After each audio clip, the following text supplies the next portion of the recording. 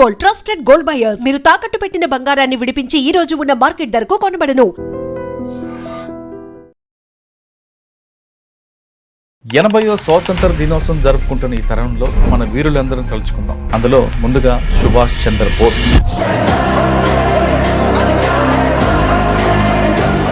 సుభాష్ చంద్రబోస్ గారు విమాన ప్రమాదంలో చనిపోయారు కొంతమంది అంటారు. లాల్ బహదూర్ శాస్త్రి గారు చనిపోయారా, చంపేశారా? ఆ కార్యక్రమాన్ని కూడా సుభాష్ చంద్రబోస్ గారు వచ్చారు మారువేషాలు అంటారు. సుభాష్ చంద్రబోస్ గారి పుట్టుక అని ఇండిపెండెంట్ ఉన్న దాంతో రిలేషన్. సుభాష్ చంద్రబోస్ గారు బ్రిటిషర్స్ మనుషుల్లా భావించారు. వీళ్ళు గొడ్డులే, వీళ్ళకి కొడితేనే అర్థమవుతుంది అన్న ఉద్దేశంతో మేం భారత్కి స్వతంత్రం గాంధీతో భయపడి ఇవ్వలేదు,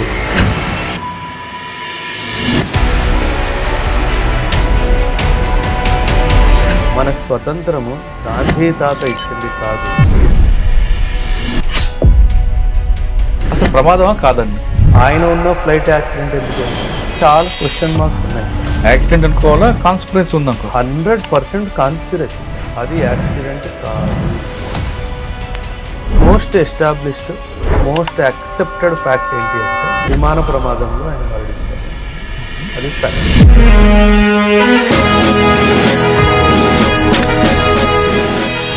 హిట్లర్తో ఆయనకున్న పరిచయం, కలవడం అని వాస్తవం అనేది. నీకు స్వతంత్రం వచ్చిన తర్వాత నా దగ్గరికి వస్తావా అని అడిగితే ఖచ్చితంగా వస్తాను. ఆయన సిద్ధాంతం ఏంటంటే you have to give me blood, I will give you independence. ఆయన చెప్పిన స్టేట్మెంట్. ఇండిపెండెన్స్ డే వేడుకలకి గాంధీ గారు హాజరు కాలేదన్నది వాస్తవం. 100% సార్. ఆయన యాక్చువల్లీ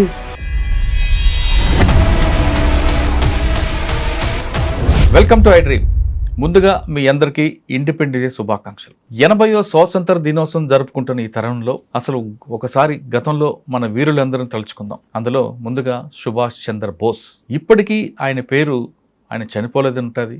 మరి కొంతమంది ఆయన జర్మనీలో ఉన్నారంటారు, మరి కొంతమంది యూపీలో ఆశ్రమంలో ఉన్నారంటారు. అసలు ఏది నిజం, ఏది అబద్ధం? ఆ మహానుభావుడు గురించి మనతో మాట్లాడడానికి మేజర్ ఓబ్రాయ్ గారు ఉన్నారు. ఆయన అడిగి తెలుసుకుందాం. సార్ నమస్తే అండి. నమస్తే సార్. మీకు కూడా 80th ఇండిపెండెన్స్ డే శుభాకాంక్షలు. మనందరికీ శుభాకాంక్షలు. రైట్. సుభాష్ చంద్రబోస్ గారు ఆయన పేరు వినగానే చాలామంది యువతకి అదొక స్ఫూర్తి. అవి వింటూ ఒకసారి గూస్ బొమ్మ అవుతాయి. ఆయన తలుచుకుంటే ఇంకా రక్తం ఉడికిపోతుంది. ఇన్ని రకాలుగా ఉంటుందండి. అంటే ఇన్ని సంవత్సరాలు జరిగిన తర్వాత కూడా ఆయన మన గుండెల్లో ఉన్నారంటే ఆయన చేసిన కార్యక్రమం అటువంటిది. అవును. ఇప్పుడు 80th డే మనం ఇండిపెండెన్స్ డే దీంట్లో ఒకసారి ఆయన గురించి తెలుసుకుందాం. సుభాష్ చంద్రబోస్ గారు విమాన ప్రమాదంలో చనిపోయారని కొంతమంది అంటారు. కొంతమంది యూపీలో ఆశ్రమంలో ఉన్నారు మారువేషంలో అని కొంతమంది అంటారు. కొంతమంది జర్మనీ వెళ్ళిపోయారంటారు. అసలు సుభాష్ చంద్రబోస్ లేరా అంటారు. సుభాష్ అంతరికీలు జరిగాయి అంటారు. ఇన్ని రకరకాల రూమర్స్ మధ్యలో ఏది నిజం, ఏది అబద్ధం? ఇప్పుడు సుభాష్ చంద్రబోస్ గారిని ఒక సెకండ్ పక్కన పెట్టేస్తే లాల్ బహదూర్ శాస్త్రి గారు చనిపోయారా, చంపేశారా, ఇవన్నీ వివాదాలు ఉంటాయి సార్. ఎందుకంటే వాళ్ళంతా ఆయన చనిపోయి ఆ కార్యక్రమాన్ని కూడా సుభాష్ చంద్రబోస్ గారు వచ్చారు మారువేషాలు అంటారు. That's what I'm trying to link. Sir, పెద్ద వ్యక్తులు ఎవరైతే చాలా కాంట్రిబ్యూషన్ చేస్తారో ఒక నేషన్ మేకింగ్లో, వాళ్ళు చనిపోయినప్పుడు ఇలాంటి వివాదాలు రావడము సామాన్యం సార్. కానీ most established, most accepted fact ఏంటి అంటే విమాన ప్రమాదంలో ఆయన మరణించారు అన్నది. అది ఫ్యాక్ట్. జపాన్ నుంచి ఆయన బయలుదేరుతున్నప్పుడు విమానం ఇదైంది అని చెప్పేసి. అంటే ప్రమాదమా? ఇది మనం చర్చించాల్సిన విషయం. జపాన్ అండ్ అమెరికా వాళ్ళు రెండు వరల్డ్ వార్ II తర్వాత ఫ్రెండ్లీ కంట్రీస్. మనకు స్వతంత్రం వచ్చింది 1947లో, కానీ ఈ ప్రమాదం జరిగింది వరల్డ్ వార్ II తర్వాత. సో మనం ఒక విషయం గుర్తించాల్సింది ఏంటంటే ఇందులో జపాన్ చెయ్యుందా, ఇందులో అమెరికా చెయ్యుందా, ఈ విషయాన్ని మనం పరిశీలించాల్సిన అవసరం ఉంది. ఖచ్చితంగా లార్జ్ స్కోపేజ్ అమెరికా చెయ్యి ఉండే అవకాశం ఉంది. ఎందుకంటే అమెరికా దీనికన్నా ముందు కానీ దీనికన్నా తర్వాత కూడా ఇలాంటివి చేసింది, ఇండియాతోనే చేసింది. సో ఖచ్చితంగా ఈ యొక్క డైమెన్షన్లో మనం చూస్తే కనుక ఒక అంశం, మనం దీని మీద ఒక ఏమంటారు వార్ గేమింగ్ చేస్తే కనుక ఈ అంశం బయటకు వచ్చే అవకాశం ఉంది. అండ్ సుభాష్ చంద్రబోస్ గారంటే మీరు అన్నట్టుగా మన దేశానికి, యువతకి అందులో ముఖ్యంగా చాలా ఇష్టం. ఎందుకంటే గాంధీ గారు చెప్పిన సిద్ధాంతాలు కాకుండా ఆయన కొంచెం వ్యతిరేకంగా ఆయన అప్రోచ్ తీసుకున్నారు. ఆ ఇండియన్ నేషనల్ ఆర్మీ ఫార్మేషన్ కానివ్వండి, హిట్లర్ని వెళ్ళి కలవడం కానివ్వండి, హిట్లర్ని కన్విన్స్ చేసి ఆర్మీ నాకు ఇవ్వు, మీ ఆర్మీని ఆయుధాలని వాడి నా దేశానికి నేను స్వాతంత్రం తెచ్చుకుంటాను అన్న విషయము, జర్మన్ నుంచి జపాన్ వరకు ఆయన చేసిన ప్రయాణము, జపాన్లో ఉండి ఇండియన్ నేషనల్ ఆర్మీని స్థాపించిన ఇండియన్ నేషనల్ ఆర్మీని బ్రిటిష్ ఆర్మీ పైకి తీసుకురావడము, ఇవన్నీ ఆయన చేసిన ఇది sir. British prime minister Clement Atlee sir, అప్పట్లో మనకి స్వతంత్రం వచ్చినప్పుడు British prime minister Clement Atlee ఆయన ఇచ్చిన ఒక official statement, it is a recorded statement. ఈ రికార్డెడ్ స్టేట్మెంట్ ఏమంటుందంటే, మేము భారత్కి స్వతంత్రం గాంధీతో భయపడి ఇవ్వలేదు, సుభాష్ చంద్రబోస్కి భయపడి ఇచ్చాము అని అన్నాడు. అంటే మనకు స్వతంత్రము గాంధీ తాత ఇచ్చింది కాదు, సుభాష్ చంద్రబోస్ ఇచ్చింది అని చాలా స్పష్టంగా తేలిపోయింది సార్. ఎందుకంటే మనం ఒక విషయం గుర్తించాలి, గమనించాల్సిన విషయం కూడా ఉంది సార్. బ్రిటిష్ ఇండియన్ ఆర్మీలో వాళ్ళ స్ట్రెంగ్త్ సార్, ఒక్కసారి మీరు అక్కడ వెళ్ళే ముందు సుభాష్ చంద్రబోస్ గారి పుట్టుక, ఆయన ఇండిపెండెంట్గా ఉన్న దాంతో రిలేషన్ బ్రీఫ్గా చెప్పండి. అంటే సార్ ఆయన లైఫ్ అంతా ఎలా నడిచింది అంటే సార్, కొందరు కొన్ని సిద్ధాంతాలని పట్టుకొని నడుస్తారు సార్. గాంధీ గారు నాన్ వైలెన్స్ని పట్టుకొని నడిచారు. ఈయన రెవల్యూషనరీ అప్రోచ్ స్టార్టింగ్ నుంచి ఈయనకుంది సార్. మన దేశ చరిత్ర చూసుకుంటే భగత్ సింగ్ గారిది కూడా revolutionary approach sir. So Bhagat Singh లాంటి ఒక వ్యక్తిత్వం ఈయనది. ఎందుకంటే సార్ మనకు తెలుగులో ఒక సామెత ఉంది సార్, మనిషికో మాట గొడ్డుకో దెబ్బ అని. సో సుభాష్ చంద్రబోస్ గారు బ్రిటిషర్స్ని మనుషుల్లా భావించలేదు. వీళ్ళు గొడ్డులే, వీళ్ళకి కొడితేనే అర్థమవుద్ది అన్న ఉద్దేశంతోనే ఆయన రెవల్యూషనరీ పాత్ అంతా తీసుకోవడం జరిగింది సార్. ఎందుకంటే మనం ఎన్నిసార్లు non cooperation, peaceful agitations, civil disobedience movement ఇవన్నీ చేస్తున్నా సరే మనకి బ్రిటిష్ వాడు దాన్ని గుర్తించలేదు సార్. ఇన్ఫ్యాక్ట్ సెకండ్ వరల్డ్ వార్లో మన ఇండియన్ ట్రూప్స్ని తీసుకెళ్లడం కూడా సుభాష్ చంద్రబోస్ గారికి నచ్చలేదు. ఎందుకంటే మన సోల్జర్స్ని వాడి బ్రిటిష్ వాడు ప్రపంచ యుద్ధాలు గెలుస్తున్నాడు, మనకేం వస్తుంది దాంతో అనేది. సో ఇవన్నీ డైమెన్షన్స్ మనం తీసుకుంటే early phase in the political career నుంచి ఆయన తీసుకున్న పాత్ ఒక రెవల్యూషనరీ పాతే సార్. ఆయన నాన్ వైలెంట్ అప్రోచ్ ఎప్పుడూ తీసుకోలేదు సార్. ఎందుకంటే ఆయన సిద్ధాంతం ఏంటంటే, you have to give me blood, I will give you independence. ఆయన చెప్పిన statement sir, you give me blood, I will give you independence. అంటే నువ్వు మరణానికి సిద్ధమైన రోజు నీకు ఇండిపెండెన్స్ వస్తుంది అని ఆయన భావించాడు. గాంధీ గారు ఎగ్జాక్ట్లీ ఆపోజిట్. ఆయన నాన్ వైలెంట్ అప్రోచ్ అని, సత్యాగ్రహం అంతే, సత్యాగ్రహం అంతే సార్. కానీ అంటే గాంధీ గారు రోల్ లేదు అని చెప్పడానికి కూడా లేదు సార్. ఎందుకంటే గాంధీ గారు మన ఫ్రీడమ్ స్ట్రగుల్ని ఒక మాస్ మూమెంట్ లాగా కన్వర్ట్ చేయడంలో ఆయన చాలా కాంట్రిబ్యూషన్ అందులో ఉంది సార్. అది కూడా మనం గుర్తించాలి. కాకపోతే దాంతోనే మనకి స్వాతంత్రం రాలేదు. కాకపోతే సుభాష్ చంద్రబోస్ గారు ఇండియన్ నేషనల్ ఆర్మీ స్థాపించిన తర్వాత, ఐ వాజ్ టెలింగ్ యూ కదా, బ్రిటిష్ ఇండియన్ ఆర్మీలో 25 లక్షల మంది సోల్జర్స్ సార్.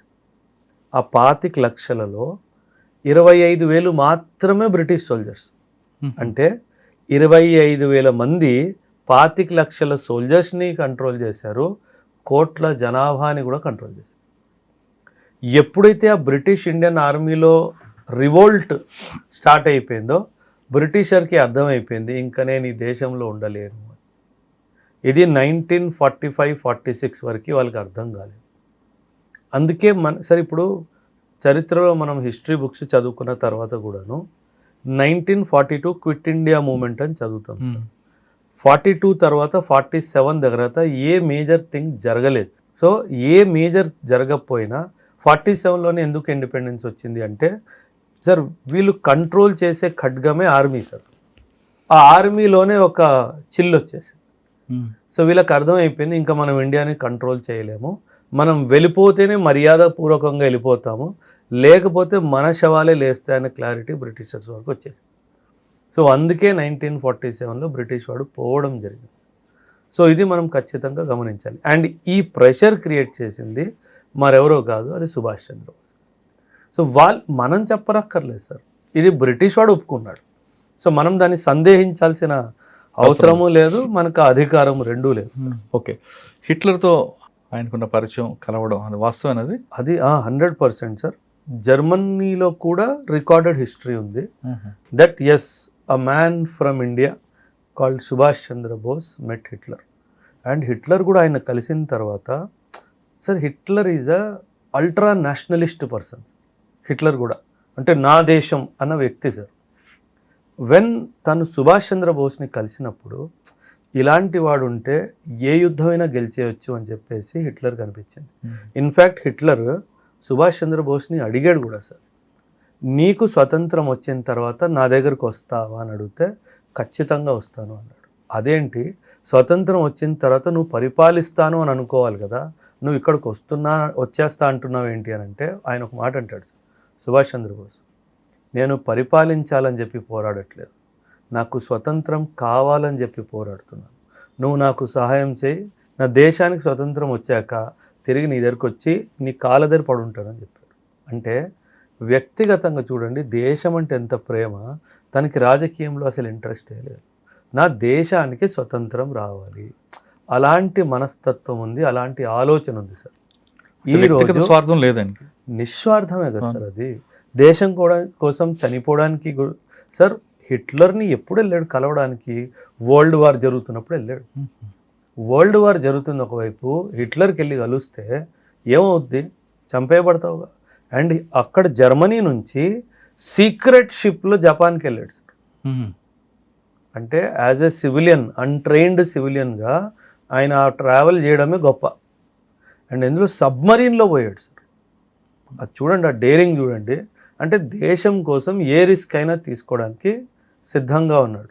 దేశం కోసం. ఆయనకి ప్రైమ్ మినిస్టర్ అవ్వాలని కోరిక లేదు, హోమ్ మినిస్టర్ అవ్వాలని కోరిక లేదు, డిఫెన్స్ మినిస్టర్ అవ్వాలని కోరిక లేదు. ఒకే కోరిక, నా దేశానికి స్వతంత్రం కావాలి. నేను పిఎం అవ్వాలని కోరుకున్న వాళ్ళు ఉన్నారు, మనం పేర్లు తీసుకొని వస్తాం. నాకు పిఎంఏ కావాలి, నాకు సీఎంఏ కావాలి, నాకు హోమ్ మినిస్ట్రీయే కావాలి. ఇండిపెండెన్స్ వచ్చిన తర్వాత ఇది అడిగిన వాళ్ళు కూడా ఉన్నారు, మనందరికీ తెలుసు. కనిపిస్తుంటారు. కానీ ఆయన ఎంత నిస్వార్థంగా పనిచేశాడు సార్. అలాంటి వాళ్ళు కదా మన దేశానికి జాతిపిత అవ్వాల్సింది. కానీ ఆయన ఎందుకు అంత విస్మరించింది అంటే సార్, పాలిటిక్స్ మన దేశంలో పాలిటిక్స్ ఎలా నడిచిందంటే సార్, 1947 తర్వాత ఇప్పటి వరకు మనకి ఒక పేరుని ఒక పోస్టర్ కార్డ్ లాగా వాడుకోవడము ఒక ఫ్యామిలీకి అలవాటు అయిపోయింది. గాంధీ ఈ పేరు మనం వాడుకుంటే ఈ దేశాన్ని 100 సంవత్సరాలు, 200 సంవత్సరాలు, 500 సంవత్సరాలు పరిపాలించవచ్చు. సో మనం ఈ పేరు తీసేసుకున్నాం. ఆయన చెప్పిన ఏ సిద్ధాంతాన్ని పాటించొద్దు, ఆయన పేరు మాత్రం తీసేసుకున్నాం. సో దానివల్ల ఈ దేశానికి చాలా నష్టం కూడా జరిగింది సార్. అంటే గాంధీ గారు కూడా పాలిటిక్స్లో ఇంట్రెస్ట్ లేదు సార్. ఆయన కూడా ఒక చరిత్ర ఆయనది వేరు. ఎప్పుడైనా సరే గాంధీ గారి మీద ఒక వీడియో చేద్దాము. పాజిటివ్స్ నెగటివ్స్ రెండూ ఉన్నాయి సార్ గాంధీ గారి విషయంలో కూడాను. ఈరోజు చాలామంది ఆయన్ని క్రిటికల్గా అనాలిసిస్ చేస్తారు, అందులో కూడా తప్పు లేదు. But at the same time ఆయన కాంట్రిబ్యూషన్ కూడా చాలా పెద్దది సార్. ఎందుకంటే మన స్వాతంత్ర పోరాటం ఏదైతే ఉందో సార్, దాన్ని ఒక నాన్ వైలెంట్ ట్రాక్లో తీసుకెళ్లడంలో ఆయన చాలా పెద్ద పాత్ర వహించాడు. అంటే ఈరోజు కూడా మన దేశంలో అంటే ఓర్పు, సహనం అనే ఒక కల్చర్ ఉంది అంటే అది ఆయన ఇచ్చిన మనకి పెట్టుబడి సార్. మీరు చైనా గురించి మాట్లాడితే చైనీస్ రెవల్యూషన్ అంటారు సార్, రష్యా గురించి మాట్లాడితే రష్యన్ రెవల్యూషన్ అంటారు సార్, జపాన్ గురించి మాట్లాడితే జాపనీస్ రెవల్యూషన్ అంటారు, అమెరికా గురించి మాట్లాడితే అమెరికన్ వార్ ఆఫ్ ఇండిపెండెన్స్ అంటారు, వార్ ఆఫ్ ఇండిపెండెన్స్ అంటారు.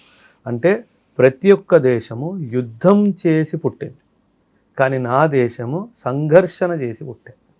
సో అందుకే మన డిఎన్ఏలో, మన జీన్స్లో ఒక నాన్ వైలెన్స్, ఓర్పు, సహనం అనేది న్యాచురల్గా వచ్చేసి సార్. అందుకే మనం ప్రశాంతంగా ఉంటాం. ఇప్పుడు మీరు దేశంలో, ఈ ప్రపంచంలో వరల్డ్ మ్యాప్ ముందు పెట్టుకోండి సార్, ఎక్కడ ప్రశాంతత ఉంది సార్? మందే కనిపిస్తుంది. ఎందుకంటే మనం ఆ వాల్యూ సిస్టమ్కి వాల్యూ ఇచ్చాం కాబట్టే అది మన దగ్గర కనిపిస్తుంది సార్. గొడవలు ఉన్నాయి, కానీ ఈ గొడవలన్నీ పొలిటికల్గా సృష్టించినాయా, నిజంగానే సమాజంలో వచ్చినాయా మనమే గుర్తు చేసుకోవాలి. ఇప్పుడు మీరే ఉన్నారు సార్, ఇటువైపు వేరే మతానికి చెందిన వాళ్ళు ఎల్లుండొచ్చు, ఇటువైపు వేరే మతానికి చెందిన వాళ్ళు ఎల్లుండొచ్చు. మీరు ఎప్పుడైనా గొడవ పెట్టుకున్నారా సార్? ఉండదు. అంటే మన డిఎన్ఏలోనే కలిసిమెలిసి ఉండాలి అని ఉంది సార్. కానీ ఆ కలిసిమెలిసి ఉండాలి అనే కాన్సెప్ట్ని పాడు చేసిందే బ్రిటిష్ వాడు. ఎందుకంటే వాడికి అర్థమైపోయింది వీళ్ళని డివైడ్ చేస్తే కానీ నేను రూల్ అంటే చేయను. విభజించు పాలించు సిద్ధాంతం కదండి. సార్ పాకిస్తాన్ ఎప్పుడు పుట్టింది? 1947లో పుట్టింది కదా. కానీ నన్ను అడిగితే 1905లోనే పుట్టేసింది అంట. ఎప్పుడైతే వీళ్ళు బెంగాల్ని 2 ముక్కలు చేశారో ఆ రోజు వీళ్ళు చెప్పేశారు ఫ్యూచర్లో ఈ దేశాన్ని నేను 2 ముక్కలు చేస్తాను అనేసి. వీళ్ళంతా ట్రయల్ చేస్తారు సార్, టెస్ట్ బెడ్ లాగా వాడుకుంటారు. 1905లో బెంగాల్ని 2 ముక్కలు చేశారు, 1911లో మళ్ళీ కలిపేశారు. 6 సంవత్సరాలు ట్రయల్ చేశారు ఈ దేశాన్ని 2 ముక్కలు చేస్తే ఏమవుద్ది అనేసి. 1905లో బెంగాల్ని 2 ముక్కలు చేశారు, ముస్లిం లీగ్ 1907లో పుట్టింది. చూడండి ఎంత గేమ్ ప్లాన్ ఆడి వీళ్ళు మన మీద చేస్తే కానీ చేయరు. ఎందుకంటే వీళ్ళకి ఆ బుద్ధే అంతే సార్. అదే సార్, మనం ఒకసారి మళ్ళా బోస్ గారి దగ్గరికి వెళ్దాం. ఇండిపెండెన్స్ వచ్చింది తర్వాత జరిగిన ఏ కార్యక్రమంలో కూడా ఆయనకు అధికారంగా కనబడడం కానీ, మిగతా నాయకులు కనబడినట్లుగా కనబడిపోవడం, కొంతకాలం అజ్ఞాతం వెళ్ళడం, లాల్ బహదూర్ శాస్త్రి గారు చనిపోయినప్పుడు అంత్యక్రియకు వచ్చారని, ఇవన్నీ రూమర్స్ లేదు నిజంగా జరిగిందంటారా? Mostly రూమర్సే sir.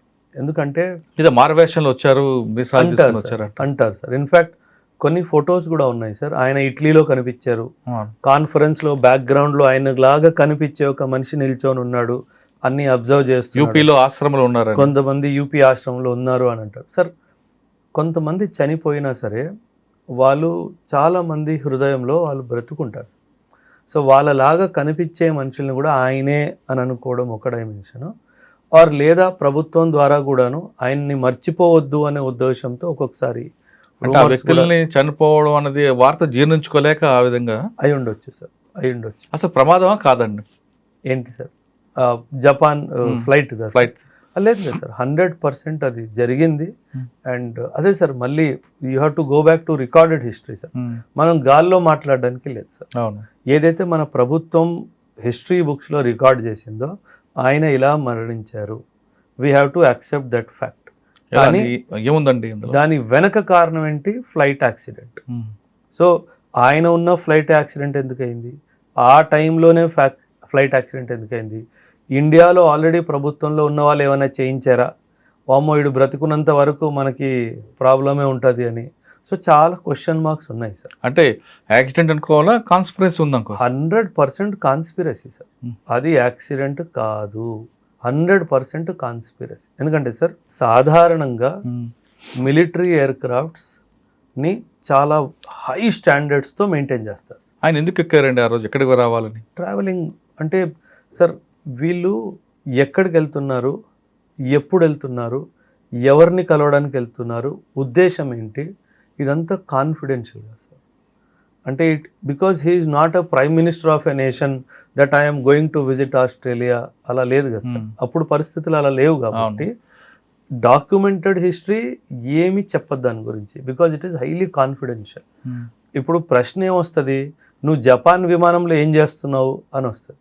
ఇక్కడ బ్రిటిష్ వాళ్ళు ఆయన ఏం డిక్లేర్ చేశారు, అరే బాబు మాకు ఈయన ఇండియాలో ప్రాబ్లం క్రియేట్ చేస్తున్నాడు, ఇండియా నుంచి తప్పించుకుంటూ తిరుగుతున్నాడు అని అంటారు. సో ఆ బ్యాక్గ్రౌండ్లో ఆయన ఇండియా నుంచి తప్పించుకుంటూ తిరుగుతున్నాడు అన్నప్పుడు ఆయన అన్నీ ఏమన్నా ప్రెస్ రిపోర్ట్ ఇస్తాడా, నేను ఇక్కడి నుంచి ఇక్కడికి వెళ్తున్నాను? సో అది ఇవ్వడం జరగదు. సో అది ఆయన ఎక్కడికి వెళ్తున్నాడు, ఏం వెళ్తున్నాడు, అదంతా హైలీ కాన్ఫిడెన్షియల్. ఓకే, మన టాపిక్లో గాంధీ గారి గురించి మాట్లాడారు. అవును సార్. ఇండిపెండెన్స్ డే వేడుకలకి గాంధీ గారు హాజరు కాలేదన్నది వాస్తవా కాదు? 100% సార్. ఆయన యాక్చువల్లీ మన దేశానికి ప్రపంచం స్వతంత్రం వచ్చినప్పుడు ఆయన అక్కడ ఢిల్లీలో కానీ ఇంకెక్కడ లేడు సార్. ఆయన కోల్కతా దగ్గర నోవాఖలీ అని ఒక ప్రాంతం ఉంది సార్. నోవాఖలీలో రాయట్స్ జరుగుతున్నాయి, హిందువులు ముస్లింలు కొట్టుకొని చచ్చిపోతున్నారు. ఆయన అక్కడికి వెళ్ళాడు, ఆ రాయట్స్ని కంట్రోల్ చేయడానికి వెళ్ళాడు.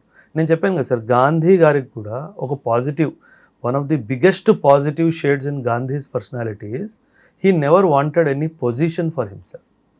నేను పిఎం అవ్వాలి, నేను ప్రెసిడెంట్ అవ్వాలి, ఆయన ఆలోచన కోరిక ఆయనకి లేవు సార్. సో ఆయనకి ఏంటంటే ఆ హిందూ ముస్లిమ్స్ గొడవలు బాగా ఎక్కువ.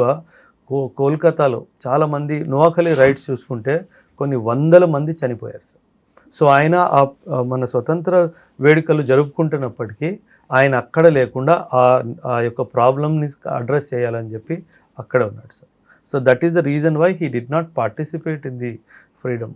ఓకే, అసలు real history of Indian independence అంటే ఏం చెప్తారండి మీరు? అంటే సార్ ఒకటి నేను చాలా నాకు బాధ వేస్తుంది సార్, మన హిస్టరీ బుక్స్ చూసుకుంటే హిందీలో నేను చెప్తాను సార్, దెన్ చెప్పండి. హిందీలో పాట ఉంటుంది sir, they they హమే Azad Bina ఖడ్గ బినా ఢాల్ సా బర్మతి కే సంత్ తునే కర్ దియా కమాల్ అని. ఏంటి, ఖడ్గం పట్టుకోకుండా మనకి స్వతంత్రం వచ్చింది అని అన్నారు సార్. కానీ అది 100% వాస్తవం కాదు సార్. ఎంతోమంది ప్రాణత్యాగాలు చేశారు సార్, భగత్ సింగ్ లాంటి వాళ్ళు, మన లాలా లాజ్పత్ రాయ్ కానీ, ఇలా ఎంతోమంది వాళ్ళ రక్తాన్ని, వాళ్ళ చెమటని, వాళ్ళ ప్రాణాన్ని ఏమంటారు ఆరిపోస్తే వచ్చిన స్వతంత్రం మనది. అంటే ఏమీ చేయకుండా ఎవరూ సావకుండా వచ్చింది ఆ పాట అయితే రాశారో, అండ్ ఫుల్ క్రెడిట్ గాంధీ గారికి ఏదైతే ఇచ్చారో దానికి నేను అంగీకరించాను సార్. సో ఇదొక్క రియాలిటీ ఆఫ్ ఇండిపెండెన్స్ మన పిల్లలకి ఎలాగైతే నేర్పించారో అందులో నేను కూడా ఒక విక్టిమ్. నేను కూడా బై ద టైం నాకు 25-30 వచ్చేంత వరకు I also use to believe that only Gandhi is responsible for India's independence. But ఇదంతా చదివిన తర్వాత నిజ నిజాలు ఏంటో అబద్ధాలు ఏంటో తెలుసుకున్న తర్వాత అర్థమైందన్న విషయం ఏంటంటే ఆయన పాత్ర కూడా ఉంది, కానీ ఆయన కన్నా గొప్ప పాత్ర చాలా మంది. అండ్ స్వతంత్రం వచ్చిన తర్వాత సార్ సర్దార్ పటేల్ గారి పాత్ర చాలా పెద్దది సార్.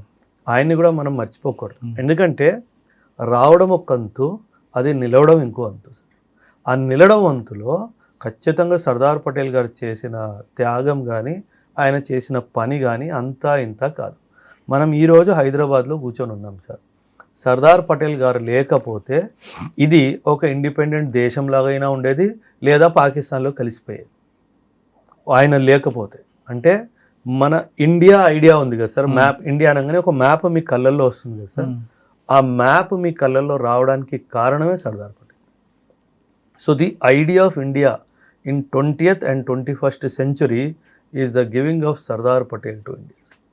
అండ్ ఇన్ఫ్యాక్ట్ ఆ కశ్మీర్ విషయంలో కూడా ఆ నెహ్రూ కలవ చేసుకోకపోతే ఈరోజు కశ్మీర్ గొడవే ఉండేది కదా సార్. అనవసరంగా ఆయన అందులో ఏలు పెట్టాడు, సర్వనాశనం చేశాడు. సర్దార్ పటేల్కి వదిలేసి ఉంటే మాత్రం ఖచ్చితంగా వేరేలాగా జరిగేది సార్. అసలు ఈ అండ్ పాకిస్తాన్ ఆ ధైర్యం కూడా చేశారు కాదు సార్. సుభాష్ చంద్రబోస్ గారి నుంచి ఇప్పుడున్న యువత ఏం నేర్చుకోవాలి? Sacrifice sir. దేశం కోసము ఏదైనా సంసిద్ధంగా ఉండాలి సార్.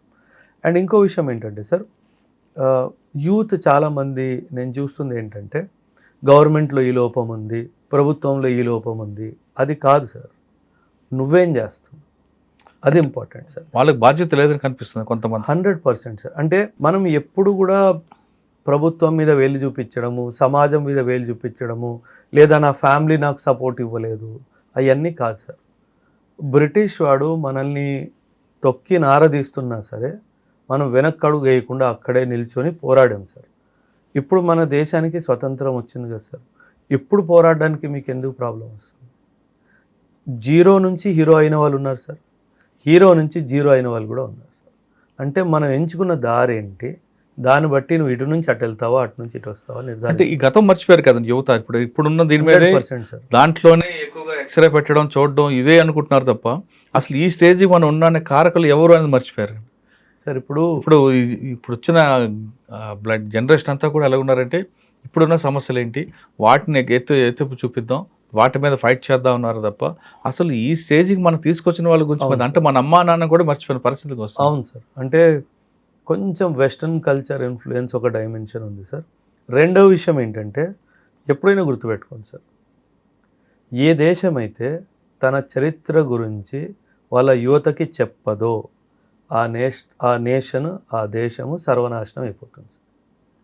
జపాన్ ఎగ్జాంపుల్ తీసుకోండి, వియత్నాం ఎగ్జాంపుల్ తీసుకోండి సార్. నేను వియత్నాం విజిట్ చేశాను సార్.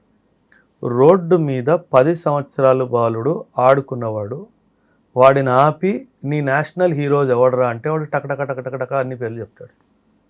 మన చేసి చూడండి సార్, మహా అయితే గాంధీ, మహా అయితే బోస్, ఇది ఈ పేర్లు తప్పితే ఇంకొందరు తప్పు పేర్లు కూడా తీసుకుంటారు. ఆయన ఏదో అదే మీరు సినిమా హీరో గురించి అడగండి, అన్నీ చెప్తారు సార్.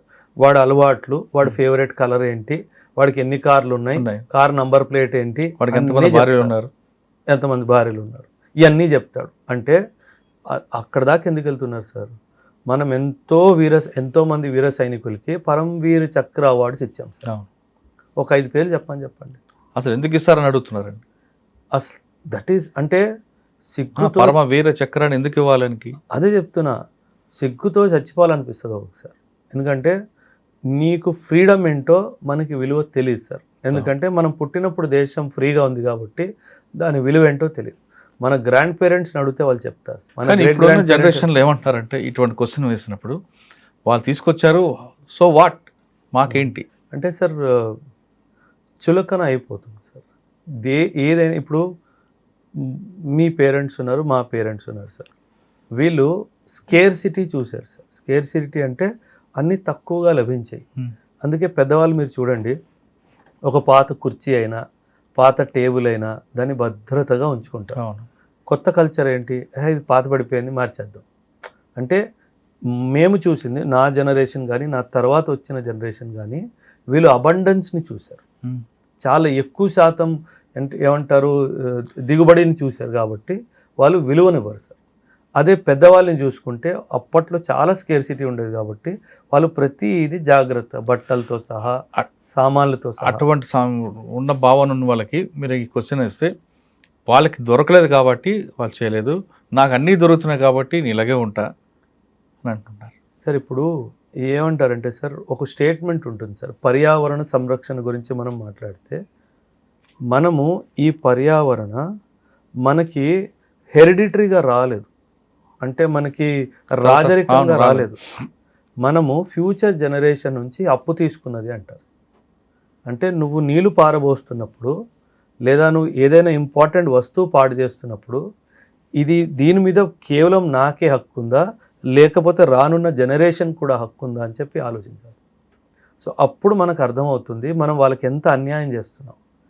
మన విషయంలో కూడా మన గ్రాండ్ పేరెంట్స్ ఇలాగే చేసి ఉంటే ఈ పాటికి నీరు గాలి ఏది ఉండేది కాదు. అవును, వాళ్ళు చాలా భద్రతగా దాన్ని వాడుకున్నారు కాబట్టి మనం ఈరోజు అంతా ఎంజాయ్ చేస్తున్నాం. కరెక్ట్. మీరు ఇప్పుడు నీళ్ళు లేవు, గాలి మంచిగా లేదు అంటే దానికి కారణం మనమే కదా సార్. అండ్ ఇప్పుడే లేవు బాలేదు అంటున్నావు, ఒక 5 తరాలు పోయిన తర్వాత ఇంకేంటి సార్ పరిస్థితి? సో రియల్ ఇండిపెండెన్స్ అంటే మనకి రాజకీయంగా వచ్చిన స్వతంత్రమే కాదు sir. Social equality, social independence, economic equality, economic independence, ఇదంతా వీటితో పాటు సోషల్ రెస్పాన్సిబిలిటీ కూడా ఉండాలి కదా. ఉండాలి కదా సార్, 100% ఉండాలి. సోషల్ రెస్పాన్సిబిలిటీ లేని మనిషే కాదు కదా సార్. మనిషికి జంతువుకి తేడా అదే కదా సార్. ఇన్ఫ్యాక్ట్ జంతువు కూడా సోషల్ రెస్పాన్సిబిలిటీ ఉంటుంది సార్. మీరు సింహం చూసుకోండి సార్, దానికి ఆకలేస్తేనే వేట చేస్తుంటారు, దానికి ఆకలి లేకపోతే అది వేట చెయ్యదు సార్. సింహం కానీ పులి కానీ దాంట్లో కూడా ఎకో సిస్టమ్ ఉంటుంది ఉంది. అది తిన్న తర్వాత కొన్ని తింటారు, తర్వాత ఇంకో జంతువు తింటారు. అంటే మనకు ఆ కల్చర్ రావట్లేదండి. అంటే మనకేంటంటే సార్, నేను నాది స్వార్థం అంతే. ఇక పక్కవాడు ఏమన్నాడా, తిన్నాడా, పడుకున్నాడా వాడికి అవసరమే లేదు. మనిషికి అంటే కనీసం మనిషి జంతువుకున్న జ్ఞానం కూడా మనకు పోతుంది లేదు సార్. ఎందుకంటే మన దగ్గర ప్రాబ్లం ఏంటంటే సార్, మీరేమనుకుంటారు, నేను నా కొడుకు కోసం ఆడి కొడుకు కోసం వదిలేసి వెళ్ళాలి. జంతువుకి ఆ భావన ఉండదు. ఎందుకంటే దేవుడు జంతువుకి ఆ భావన ఇవ్వలేదు, మనకి ఇచ్చాడు కాబట్టి మనం అందులో పడిపోయాం. అండ్ ఇన్ఫ్యాక్ట్ మనకు కూడా ఇవ్వలేదు సార్, అది సామాజికంగా మనకు వచ్చేసింది. ఇప్పుడు దేవుడు ఏమంటాడు అంటే, స్పిరిచువాలిటీలో మనం మాట్లాడితే, నేను నీకు జన్మనిచ్చానంటే నీ ఫుడ్ బెడ్ బాధ్యత నాది, నువ్వు నా పేరు స్మరణించి మిగతా నేను చూసుకుంటానంట. అంటే దాని అర్థం ఉద్యోగం సద్యోగం మానేసుకొని చేయడం అనేది కాదు sir. But at the same time having faith in him. మనం ఎంతసేపు 4 రాళ్ళు వెనక్కి వేసుకోవాలి అన్న ఆలోచనలో ఆ గ్రీడ్లో వెళ్ళిపోతున్నాం.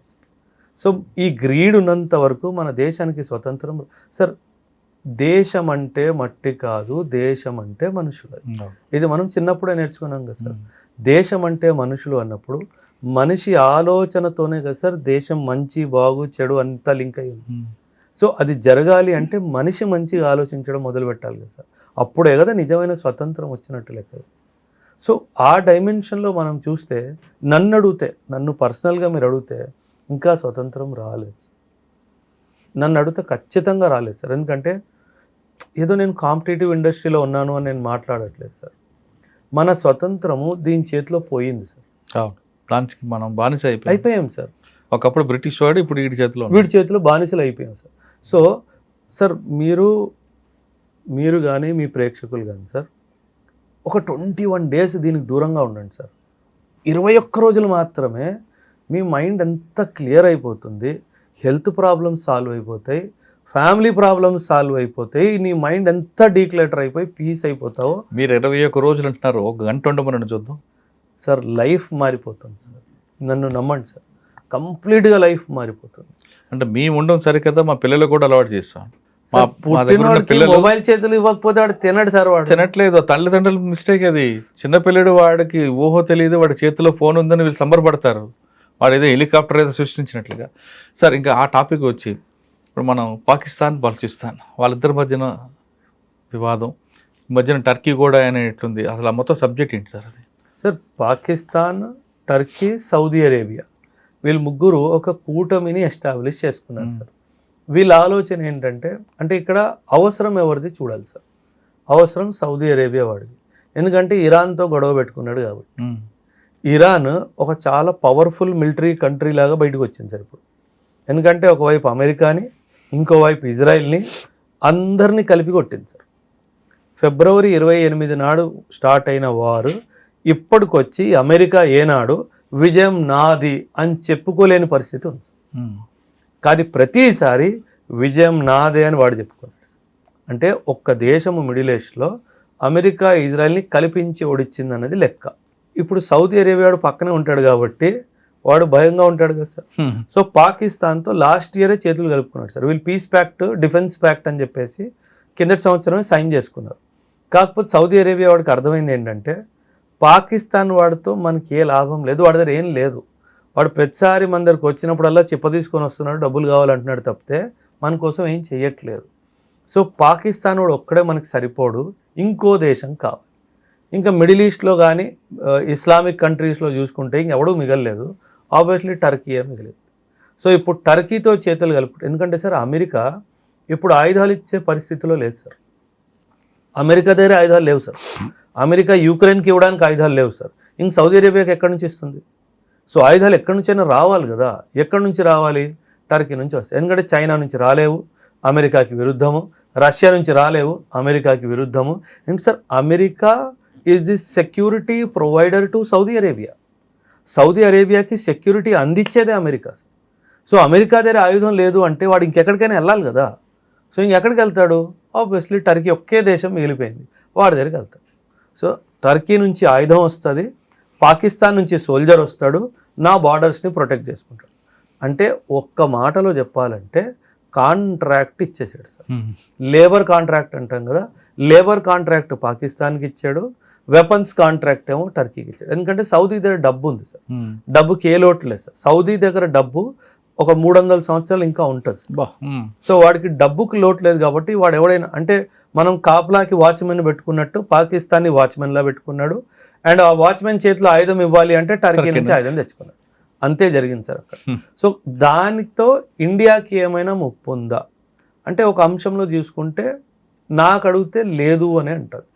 ఎందుకంటే లేదు అంటే ప్రస్తుతానికి లేదా అంటే ఎప్పటికీ ఉంటుందా? ఎప్పుడు అంటే సార్ ఒక మాట గుర్తుపెట్టుకోండి సార్, పాకిస్తాన్తో చేతులు కలుపుకున్న వాడికి తెలుసు పాకిస్తాన్ ఒక యాదవ్ దేశం అని చెప్పి.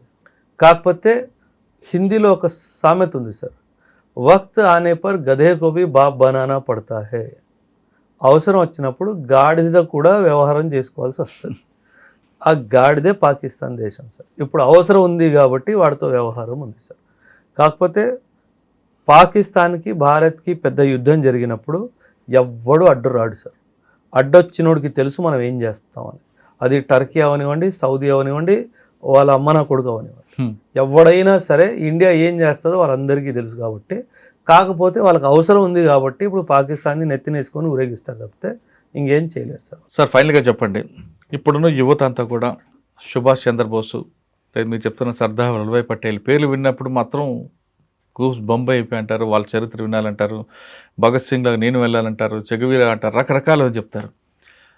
ఆ స్పిరిట్ మంచిదే, కానీ మనం సీన్లోకి వచ్చేసరికి డిఫరెంట్ ప్యాటర్న్లు కనిపిస్తుంది, వ్యవహారంలో వచ్చేసి వేరే కనిపిస్తుంటాయి. ఇప్పుడు ఇటీవల జరిగిన ఢిల్లీలో ఇష్యూ తీసుకున్న జంతర్ మంతర్ ఇష్యూ మంచిదే, అది కాక్రోచ్ పార్టీ చేయడం అంతా కూడా మంచిదే. కానీ వాళ్ళకి కూడా ఒక బాధ్యత ఉండాలి, హక్కులు ఒకటే కాదు అన్నది కనిపిస్తుంది. కొంతమంది పెద్దవాళ్ళు కూడా ఏమంటారంటే, సమస్యను గుర్తించావు సంతోషం, దాని పరిష్కారం కూడా వెతికే బాధ్యత కూడా తీసుకోవాలి అంటుంటారు. అవును సార్. ఆ బాధ్యత లేకుండా సమస్య మీదే దాన్నే ప్రజరిస్తామనుకునే వాళ్ళకి మీరు ఇచ్చే సమాధానం ఏంటి? Sir simple sir. ఇప్పుడు జంతర్ మంతర్లో జరిగింది నిరసన కేవలం ఆ ప్రాబ్లమ్ని అడ్రస్ చేయాలని కాదు, ప్రభుత్వాన్ని దించాలన్న ఆలోచన కూడా ఉంది కదా సార్. అవును. సో అది తప్పు అంటాను నేను. ఎందుకంటే సార్ నేను ఉన్న ప్రభుత్వాన్ని సమర్థించట్లేదు, but at the same time దుష్ట శక్తులతో చేతులు కలుపుకొని చేయడం అనేది తప్పు సార్. 100% అది తప్పు సార్, నేను ఒప్పుకోను సార్. నాకు నా రాజ్యాంగం, నా ప్రధానమంత్రిని కానీ గవర్నమెంట్ని కానీ వాళ్ళని ప్రశ్నించే హక్కు నా రాజ్యాంగం నాకు ఇచ్చింది. నువ్వు ప్రశ్నించు, నో ప్రాబ్లం. కానీ దుష్ట శక్తులతో చేతులు కలుపుకొని అక్కడి నుంచి డబ్బు తీసుకొని వచ్చి నువ్వు ప్రభుత్వాన్ని ప్రశ్నించే ఉద్దేశమే మారిపోయినప్పుడు నేను దాన్ని సమర్థించాను. సో అదే మోదీ గారు కూడా స్పీచ్ గురించి మీరు మాట్లాడారు ఇందాక, ఆయన అదే అన్నారు, నువ్వు సమస్య గురించి మాట్లాడుతున్నావు సరే బాగానే ఉంది, పరిష్కారం కూడా ఇవ్వు. నేను చెప్తాను సార్ పరిష్కారము. ప్రతి ఒక్క ఇంపార్టెంట్ సిటీలో ఆర్మీ ఉంది కదా సార్, ఆర్మీ ఎస్టాబ్లిష్మెంట్ ఉంది.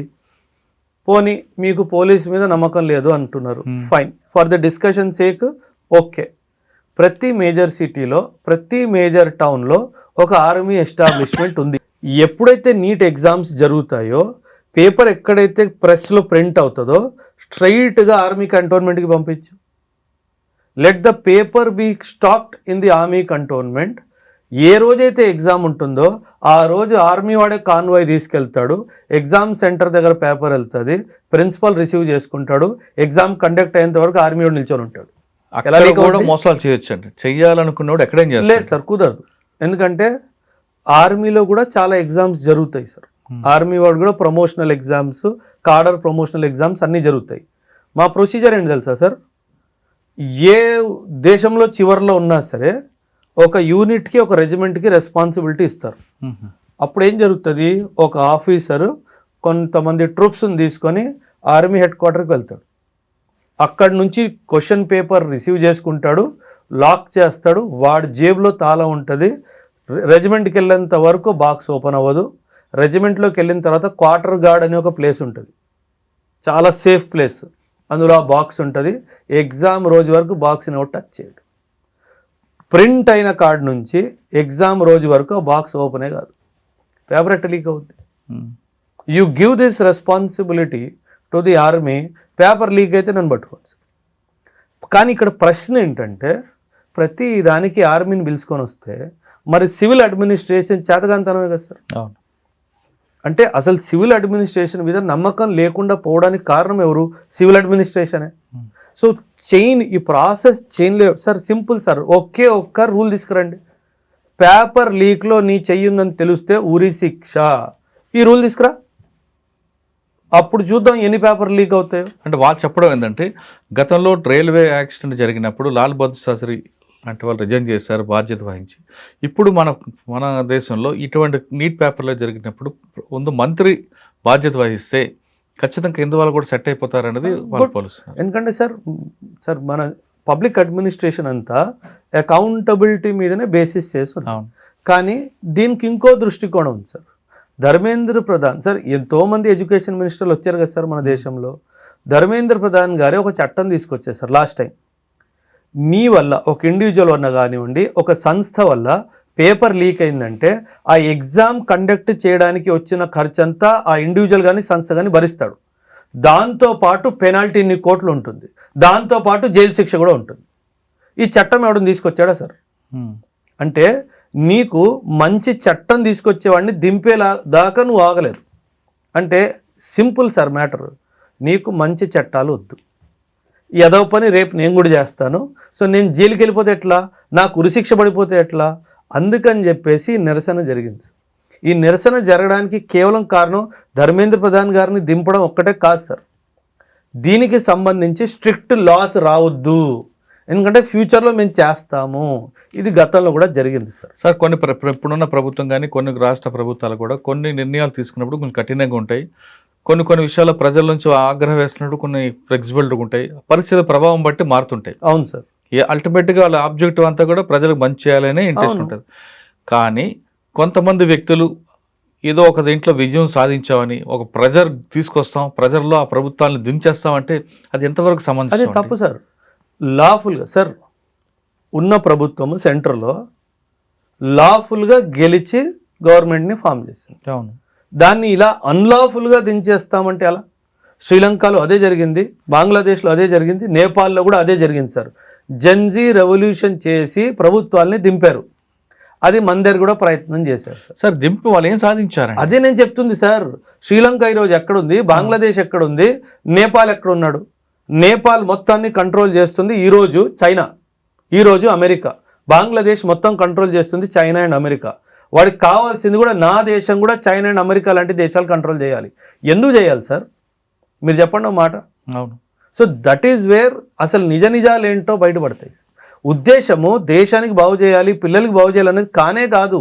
ఎలాగో మేము ఈ ప్రభుత్వాన్ని ఓడించలేకపోతున్నాం ఎలక్షన్స్లో, ఇలా దించేస్తాం అంటే మన దేశంలో పొలిటికల్ ఇన్సెక్యూరిటీ తీసుకురావాలి అన్న ఉద్దేశమే తప్పితే దేశాన్ని బాగు చేయాలి అన్న ఉద్దేశం అయితే ఆ యొక్క నిరసనలో నాకైతే కనిపించలేదు.